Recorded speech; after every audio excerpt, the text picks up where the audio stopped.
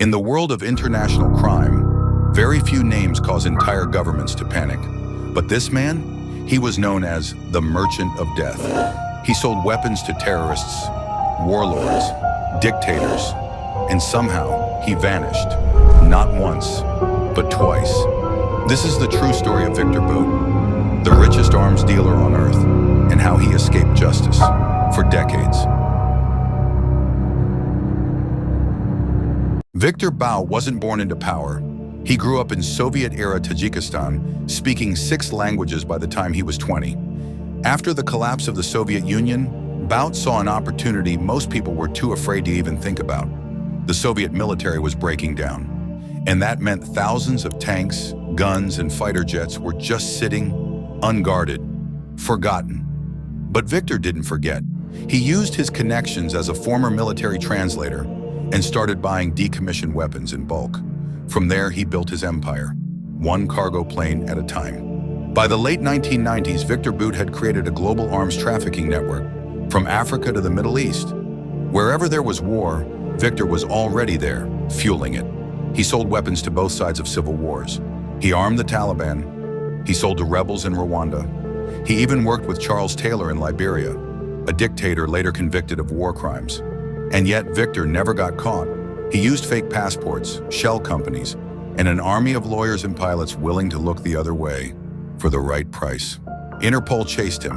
The CIA tracked him. But nobody could catch Viktor Bout. He became a ghost, appearing in Sudan one week, then gone the next. He kept moving his planes, hiding his weapons in humanitarian aid shipments, and the world's most dangerous man stayed free for over a decade. Then came 2008. The DEA came up with a plan. They would pose as Colombian terrorists, FARC, and try to buy missiles from Bout. Viktor agreed to meet them in a hotel in Bangkok. When he walked into that room, he had no idea he was walking into a trap. They arrested him on the spot. He reportedly told the agents, "The game is over." In 2010, Viktor Bout was extradited to the United States. He faced charges of conspiracy to kill Americans, smuggling, and supporting terrorism. The courtroom was filled with reporters. Some called him a threat to world peace. Others said he was just a businessman caught in the wrong game. He was sentenced to 25 years in a federal prison, and just like that, the Merchant of Death disappeared again, this time behind bars. But in 2022, Viktor Bout's name hit headlines again. After 14 years in prison, he was released in a prisoner swap. The US traded him for WNBA star Brittany Griner, who had been jailed in Russia for drug possession.